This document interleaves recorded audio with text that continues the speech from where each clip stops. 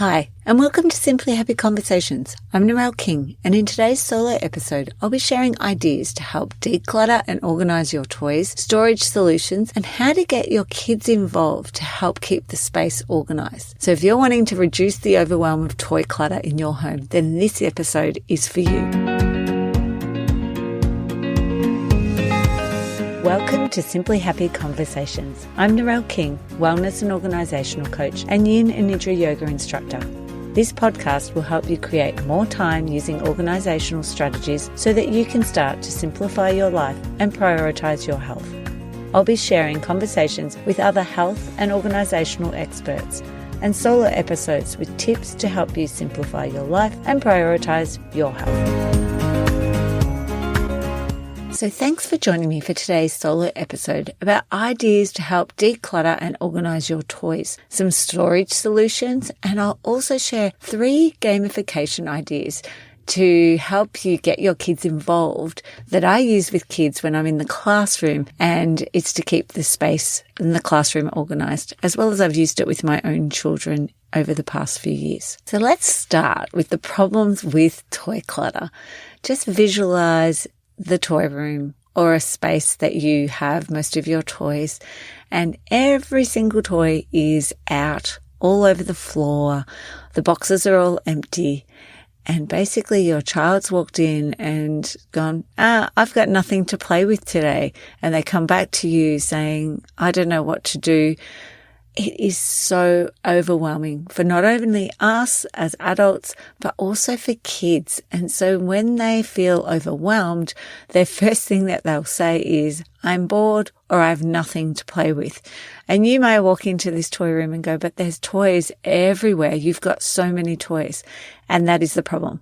When there's so many toys and it's spread out everywhere, it's too overwhelming and they can't make a decision as to what to play with. So the next problem with toy clutter is that they're just going to lose interest. If there's too many toys, they're just not even going to bother going into the toy room or playroom to actually look for the toys because there's just too much to choose from. You're probably overwhelmed, and I hear this constantly from clients when I arrive, is that where do we need to start? We need to start in the toy room because I'm feeling overwhelmed and I can't even walk in there because I don't even know what to start with. And the other thing is it's quite dangerous. Like even a few weeks ago, I went to one of my clients' house and the daughter was going to go get her dolls to take outside for us to play with, and she could not walk through all the Lego. I was like, before we even start, let's start to put these boxes of Lego away so that you can actually get the dolls that are over in the corner. And I'm sure you have had that experience of when you've stood on pieces of Lego and how painful it is. So I suppose it's like looking at why. Why do we have so many toys? Like as a child myself, we didn't have a lot of toys. We had a few dolls. We had a cubby house outside with dolls. We had games. We had some blocks. I don't remember having Lego as a child until my brother came along, but he was 7 years younger than me. So, I was 14 when he was probably starting to play with Lego. I do remember some Duplo blocks that we did have, but we didn't have a lot of toys. Whereas children these days have a lot more toys. And the reason for this is we have more disposable income. Toys are definitely more affordable than they were years ago in the 80s and 90s. And I suppose one of the other things I hear a lot of is that parents are working more. They're working longer hours. And so a way of showing their love is that they buy more toys. Another thing is buying more toys to keep them occupied. So maybe they're working at home and they're doing that part-time and they've got young children there. So by having more toys, they're going to be more entertained for a longer period of time. So I know for my kids, some of their favorite toys were just really small things, like it was a hammer set with the pegs and the pegs had to be pushed through. It was the real imagination one. So dress ups they loved. They really enjoyed playing with the Barbie dolls and little figurines that they had because they would then be storytelling. Well, actually, it was one child would be making up the story and the other one would just follow the lead. They did enjoy Lego, and that's still a favourite. And of course, they loved playing games and they really enjoyed craft. So ways to reduce toy clutter. The one number one tip that I have that helped us to not have too many toys in our home was we were part of a toy library. So when we lived in Melbourne and my children were quite young, I was part of a toy library, and I would hire the really big toys, especially when they were babies, because we didn't want to have them in our home and then, 12 months later, they're not interested and you've got to get rid of them. They also lost interest in them over a month. So it was a great way. You'd have that toy for 2 to 3 weeks and then you'd take it back and even take them along and they would choose something else to bring home. So I really, really recommend toy libraries. And then when we moved to Geelong, I was part of the toy library. I was actually the secretary of the toy library. We'd make a limit that it was like you can have one toy, small toy, one big toy each to bring home. And that way it was more manageable for me to be able to keep the pieces together and take them back in a fortnight's time when we changed over. There was obviously a time commitment, but I actually really enjoyed going and meeting some other people. I think it might have been once a month that you did duty, and my husband would do it. And it also gave you an opportunity to see the toys and see the interest of other people in the toy. So yes, I highly recommend looking up a toy library in your area. Another thing was one in, one out. So when my kids would get something new, it was like, how about we have a look and see if there's anything that we can let go of? So I really highly recommend decluttering before Christmas, before a birthday, when there's going to be an influx of toys. So we would make time the week or 2 weeks or 3 weeks before, and we would go through the cupboard and just see, is there anything that maybe you don't play with anymore that maybe we could donate to somebody else who would really like to play with this? Another great time is during school holidays because the kids are there and can also help you. But not only that, it's they've forgotten about toys and then they're like, oh, I want to play with this. And they keep it out then by going through it, especially once they start school. You find that they don't play with toys as much, but during school holidays is a great time to get those toys out, have a look, what don't we need anymore? And interests change quite regularly with children. And you probably don't realize, oh, they've already gone past this now. We've moved on from dolls. We're actually now more into Barbie dolls, or we've gone past the trains. We're into small cars now. You may also notice when they have lost interest in things, and it may be then for you, especially when they're younger, to take it away and then see if they've missed it. So I'm not a big one about grabbing that and taking it away and donating it straight away, but maybe even just putting it away in a shed or in a roof space, or maybe it's under a bed or a wardrobe that's not being used, but putting it away somewhere and just seeing if whether they've missed it or not. And then maybe in the next declutter, you might be like, actually, they've not even asked for this back. It can now be moved on. And my other last way to reduce toy clutter is storage solutions that create boundaries. So if you have a box, for example, I'm thinking of a client right now, and we have this grey boxes. I think she got them from Kmart originally, and they have lids on them.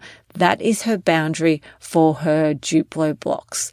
If they get more Duplo, then we're going to have to create a bigger boundary area, and that's not what we want. So it's like reducing what's in there. What is it that they don't need anymore? Same with dolls and dolls' clothes and pieces like that. Horses, like little ponies, My Little Ponies, giving them that boundary. And once that's full, okay, then we need to look at letting some of them go. Which ones don't we play with as much? Which ones are broken as well? I'll find in kids' toys, there'll be a lot of broken bits and pieces, and just having that time to get rid of those then also helps us to then contain it. Now, how do we get kids to help? So my best thing is obviously doing it when they're around. So holidays, when they're not tired and they're going to make really great decisions. Also, kids are really good at making decisions. They're pretty much yes or no. It's actually the parents who find it really hard because they have the other stories in their head, like how much money, who gave that to you? And so they might be like, oh, you should really keep that. Whereas the child's like, no, I don't like that toy. I never play with it anymore. And it's letting go of it. So I do find that working with children is a lot easier at times than actually with parents. So getting your kids to look at what they can give give to somebody else, and really explaining that what the purpose of giving it to somebody else who's maybe a little bit less fortunate, who actually doesn't have toys, really helps to then allow them to let go of some of their toys when they know it's going to somebody else. Selling toys can also be a way of letting them go. And the third thing I really enjoy when you have kids involved is either typing out labels or taking photos of groups of toys that they've put into that storage solution idea. So if it's a box of Barbies, they choose a few Barbies and some clothes and they take the photo of it, and then you just print them out and laminate them and put them on the box. That really helps to get them involved. They all love taking photos and they absolutely love making labels, whether it's typed out or on a Dymo label maker. Children really enjoy doing that part of it. The process. How do we actually do this? My suggestion is that you need to look at the room. So what is the function of the room? I mean, some people are fortunate enough to have a room that's just devoted to toys. It's like a play space or a toy room, whatever you want to call it. And so then the function might be to be able to have a space to play with some of the games. Maybe it's a space to have craft, and then there's an open areas where they could do like Lego and imaginative play. So you need to work out what the function of that room is. Other rooms, it might be that you have some toys and it needs to be contained in one small corner, but those toys can be then brought out and taken to a table or into their bedroom to play on the ground. The next thing is, how do you want it to feel? Is it that you want it to not feel overwhelming? Number 2 is I would remove all the rubbish, and you'd be surprised how much rubbish you will find in a space where kids have been playing. There might be wrappers, drinks, drink bottles, just things that are broken, and that can go straight in the rubbish. The best thing about this number 2 step is that there's no decision to be made. You're just literally getting those things out. So you're not yes or no, we need to keep it. It's like, no, it just doesn't need to be here. It might be plates and cups in the area as well. Just things, maybe socks and undies and pajamas that might be in there. Those are easy decisions. They just need to be removed. Number 3 would be then gathering all the toys together. Now, I've worked with clients that have some toys in their bedrooms, and they might have some Lego in their bedrooms, some Lego in the playroom, and it's like bringing them all together. Games are another one. There might be some games in a lounge room and then some games in the toy room, but it's about bringing it all together, because once we have it all together and we categorize it, we can see how much we have. Whereas if it's in other areas, it might be, oh yeah, it looks like we don't have too many here, but actually when you bring it all together, there's a lot more. It's a lot more, and you realize, okay, we maybe need to declutter. So once you've gathered all the toys together, then it's categorizing it. And it's great to have kids involved in this area as well as parents. Like, I don't like to go to someone's house and just do all this by myself, because like you might see on some of the TV shows, I like to have the parents there to help me. Children will play with the different categories together, maybe separately, and it's great to hear that from parents. So for example, like the Ushies might be played with all of the doll's house things, so therefore we could potentially put those categories together. Same with Monopoly money. Maybe they use that with the kitchen, so you could put those things together. Categorize all the toys, and then putting any categories that you find that they play together next to each other as well. Then you're going to declutter the toys that they don't play with anymore, or they have too many of. And that's why we've got them together all from throughout the house, so that we can see if there's too many. Do we need to reduce some of them? Maybe it's selling off some of that, because we've got so much Lego that they actually are overwhelmed every time they get that out. I know for my son, when we had too much Lego, we had a huge box of it and he just wouldn't play with it. And I actually reduced it into a really small box for him, and I had enough wheels, different parts that he could make things off. So this helped him to re-engage with Lego when it was only a small amount. Whereas my daughter loved to have all the pieces, so she could have everything there on hand to be able to make things. So just thinking about how can we make this, maybe it's like taking some of the toys away and having them somewhere else and having a rotation system of it. So it might be decluttering it into 2 groups, but placing one group somewhere else in the house, or letting it go, or putting it in a shed so that it's not so overwhelming. And as I said before, like definitely getting kids involved because they're going to just say yes and no. Like they're amazing at making decisions. It's the parents that will cloud the decision at times. And we have to be really careful that we're not putting our decision making onto this process. So the next thing to do is decide on the storage solution. I find that sometimes I come to people's homes and they've already gone out and they've purchased all these great storage solutions. But actually, once we declutter the toys, we don't actually need it all. So it's better to declutter so that you've got less to store than you think you do. And possibly we can make do with what you've actually got. I love just repurposing things that you have rather than having to go out and get new things. So how do we store all these? Obviously, if you have built-in storage, that's fantastic. And then I just recommend using either clear plastic tubs so that you can see the items, the kids can see the items. You could use those cube inserts instead. But if we need to add storage, I really like using cube units because they can always be repurposed for something else. As your kids get older, they could then be moved into their bedroom to store books, so we can repurpose them. The other ones are the IKEA Trofast drawers, and also Kmart has a new version of it. The Trofast IKEA ones I definitely recommend. They are so durable, but they also hold their value. So when you go to resell them, because they're still in great condition generally, you can sell them on, say, 10 years later like I did, and they still got half of what I paid for them in the first place. These are also really good because you can add parts to it. So you might have one little 4 section and then you might even add a long, tall one. The idea of our storage solution is just to make things easy for the kids to access, but most importantly is to put away. So if it's not easy, if the clips at the side to open are going to be difficult for them, they're not going to put it away.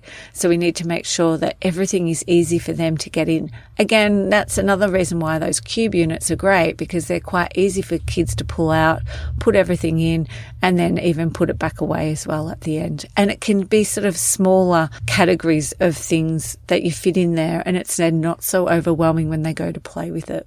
Again, like I said before, the boundary is creating that boundary of these is how many toys we can store within this little cube of whatever the toy is. So my favorite part is the tips for packing up. The best way for packing up things is gamification. So gamification is when we add rules to the activity that we want the kids to do. So I've got 3 that I'm going to share with you, and I use all of these 3 with my own children, but also I've used them in the classroom. Beat the clock is my first one. So you decide on the category to pick up. So just say this is books. So you set a timer and they have to pick up all the items as fast as they can before the timer goes off. And you can have a prize if you want. You can just have a high five. You can have a sticker, whatever it is that you need. It might be just the fact that it's nice and clean that they can then get the next thing out.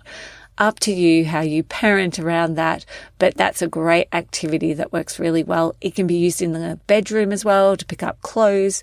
It could be to pick up rubbish off the floor. Whatever it is, you choose the category. Number 2 game is goal shots. So you decide on the category to be picked up, but instead of the time, this time they're shooting the items into a box or the basket or the cube insert. And you can then set the distance as well. So they might be, a foot away, and then the next one you're like, okay, every time you get it in, I'm going to move this box back a little bit. But kids love doing goal shots. That's a great game. Again, that could be used in the bedroom with soft toys or clothes. I've used it. Or it could just be with toys. Obviously, it has to be soft toys. You're not going to be throwing all the cars in. So you'd probably be then using beat the clock instead of goal shots for that particular item or that category. And my final game is the magic item. Now, this is my all-time favorite game. So you secretly decide on several magic items that are in the room, and they need to pick that up, those 3 items, magic items.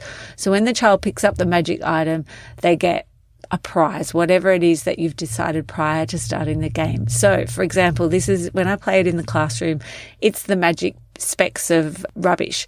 So I will say, I've got 3 magic specks of rubbish. You need to find them and the person who picks them up is the first to go out to lunchtime. So you could come up with some other idea in your home that person maybe gets to not have to clear the dishes away that night, or a job maybe that they don't have to do. They clean up, and obviously in your head you're like, okay, I want them to pick up at least 5 things before they'll get a magic one. And then you'll just see when you go, yeah, you got that magic piece, they all go, oh, I want another one. And they keep running around trying to find the next one. And obviously you're just picking it once you've seen enough things being picked up off the ground. So that's definitely a great game to play at home. But if you're a teacher and you're listening, you probably already play this, or you could try that in your classroom.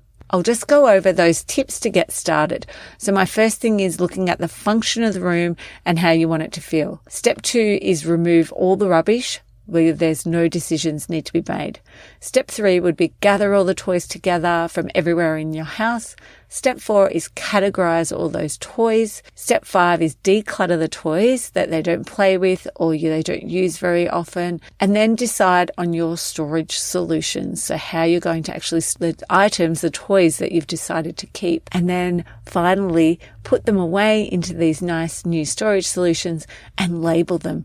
Either visual labels for younger children or at least words, because it's not only about the children putting away, maybe you might put it away or your partner might put them away, and therefore they can see where they need to go. So I hope by sharing these ideas to help declutter and organize your toys and how to get your kids involved to help keep the space organized will help you get started before your next influx of toys. I'd love for you to leave a review to help others find the podcast. Thanks for listening to Simply Happy Conversations. Thank you so much for joining me for today's Simply Happy Conversation. If you enjoyed this episode, then I'd really appreciate it if you could leave a review. This helps others find it who are also looking for tips and organisational strategies to simplify their life and prioritise their health. If you enjoyed this episode, don't forget to subscribe so that you won't miss future episodes. You can also connect with me over at simplyhappy.com.au.